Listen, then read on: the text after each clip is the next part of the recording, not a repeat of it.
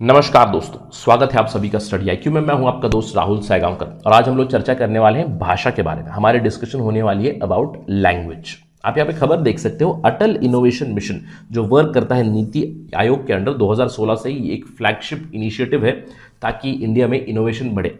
इन्होंने recently launch किया है वर्नैकुलर इनोवेशन प्रोग्राम। यानी कि अब से क्या होगा, अब से वर्नैकुलर लैंग्वेज में इनोवेटर्स को, एंटरप्रेन्योर्स को ट्रेनिंग मिलेगी इन 22 शेड्यूल्ड लैंग्वेजेस और 22 मदर टंग्स। तो हम लोग यहाँ पे डिटेल्स जानेंगे वर्नैकुलर इनोवेशन प्रोग्राम के बारे में। साथ ही साथ अंत में हम लोग बात करेंगे about scheduled languages of India. तो काफ़ी सारी इंटरेस्टिंग इन्फॉर्मेशन आपको मिलेगी in this particular lecture. To know that, stay with me on Study IQ। और अगर आप तैयारी कर रहे हैं कॉम्पिटेटिव एग्जाम्स की, then do visit studyiq.com या फिर डाउनलोड कर सकते हैं हमारा ऐप गूगल प्ले स्टोर से। To know more about us, यहाँ पे आपको सारी जानकारी मिल जाएगी। चलिए चर्चा शुरू करते हैं एक ऑब्जर्वेशन के साथ। Observation about language. Which language? English language.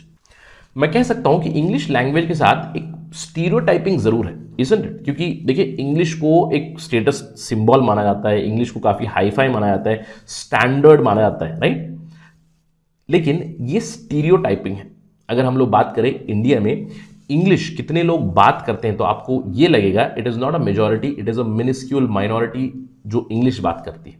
अगर हम लोग 2011 के सेंसस की बात करें, ये आंकड़े हमें बताते हैं कि only 10.4% of Indians spoke English, that too as their second, third and fourth language. तो अगर आपको लगता है कि बहुत लोगों को इंग्लिश आती है, बहुत लोग इंग्लिश में बात करते हैं, तो ये एक मिसकॉन्सेप्शन है, ये गलत नोशन है। अब अगर हम लोग नंबर्स की बात करें, देखिए 2011 में हमारी पॉपुलेशन सेंसस के हिसाब से 121 करोड़ के आसपास अप्रोक्सीमेटली। अब उसका 10% हम लोग माने तो 12 करोड़ लोग इंग्लिश बात किया करते थे सेकंड, थर्ड और फोर्थ लैंग्वेज करके। जिनकी फर्स्ट लैंग्वेज थी वो तो और भी कम था, 0.02% of Indians spoke English as their first language.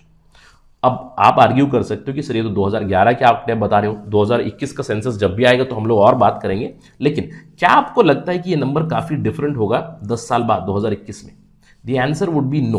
देखिए, अप्रोक्सीमेटली अगर डबल भी हो गए, 24 करोड़ के आसपास भी हो गए, that would amount to about 15% of India's population. यानी कि अभी भी हम लोग कह सकते हैं केवल 15% अप्रोक्सीमेटली इंग्लिश बात करते हैं।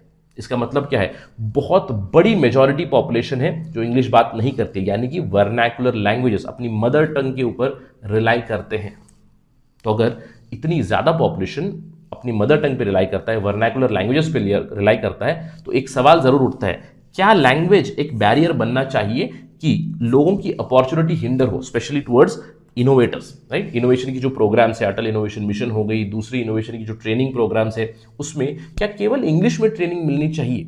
अगर मिलेगी, इसका मतलब क्या है? 85 to 90% of Indian population would be deprived of that training completely.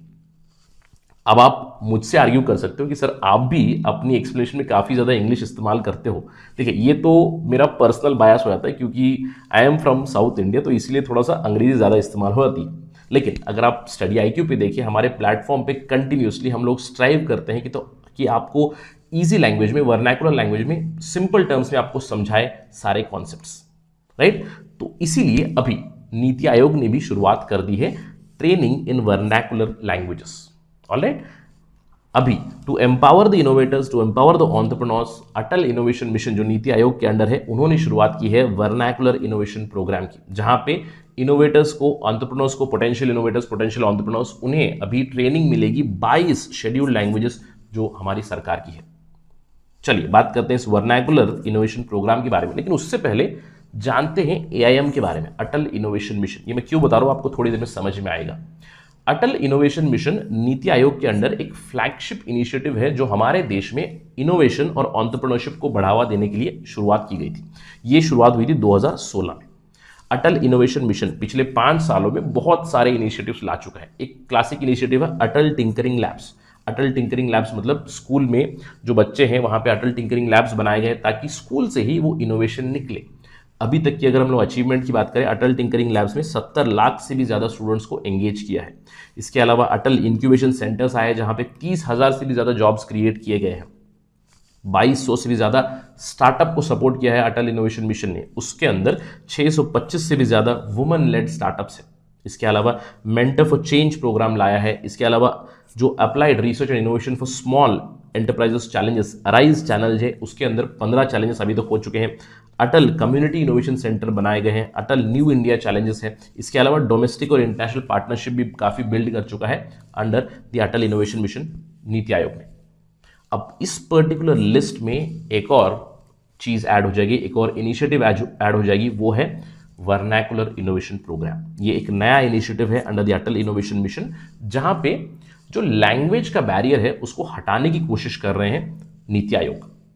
अब इसके अंदर ये जो प्रोग्राम है इसको इस तरह से डिजाइन किया गया है कि लैंग्वेज का बैरियर हट जाए। जो भी पोटेंशियल इनोवेटर्स है, एंटरप्रेन्योर्स है, हम लोग कह सकते हैं रूरल इंडिया में बहुत सारी जगह पे लैंग्वेज का बैरियर की वजह से वो इनोवेशन ना रुके। अब यहाँ पे क्या होगा, eventually under this particular programme जो भी इनोवेटर्स एंटरप्रेन्योर्स है उन्हें ट्रेनिंग मिलेगी in learning design thinking and entrepreneurship. अब ये डिजाइन थिंकिंग क्या होती है, देखिए सिंपल टर्म्स में डिजाइन थिंकिंग का मतलब है, मैं कह सकता हूँ जुगाड़, राइट, जुगाड़ इनोवेशन। हम लोग इंडिया में बहुत ऐसी चीजें देख सकते हैं। अब देखिए कोई भी चीज इनोवेट करने के लिए पहले मुझे लोगों को समझना पड़ेगा, लोगों की प्रॉब्लम को समझना पड़ेगा, और उस प्रॉब्लम को समझने के लिए मुझे वर्नैकुलर लैंग्वेज की जरूरत पड़ेगी, इज़न्ट इट। जैसे ही मैं लोगों की प्रॉब्लम्स को समझूंगा, उस प्रॉब्लम को डिफाइन करूंगा, जैसे ही प्रॉब्लम को डिफाइन करूंगा उसका सोल्यूशन ढूंढने की कोशिश करूंगा। जब सोल्यूशन यानी कि जुगाड़ ढूंढूंगा, उसे पायलट स्केल पे, छोटे स्तर पे मैं एक बार अप्लाई करूंगा। अब उसी को मुझे बड़ा बनाना है, तो इसकी मदद करेगा अभी अटल innovation mission NITI Aayog through vernacular innovation programme. Vernacular language में आपको डिजाइन थिंकिंग की ट्रेनिंग मिलेगी, एंटरप्रेन्योरशिप की ट्रेनिंग मिलेगी। आपके जो प्रोडक्ट है जिसको आपने डेवलप किया है छोटे स्तर पे, उसे कैसे मार्केट कर सकते हो, कैसे आप इन्वेस्टमेंट को अट्रैक्ट कर सकते हो, कैसे अपने बिजनेस को बड़ा कर सकते हो, और कैसे इनोवेशन की पॉलिसी को शेप कर सकते हो eventually the mega target, right.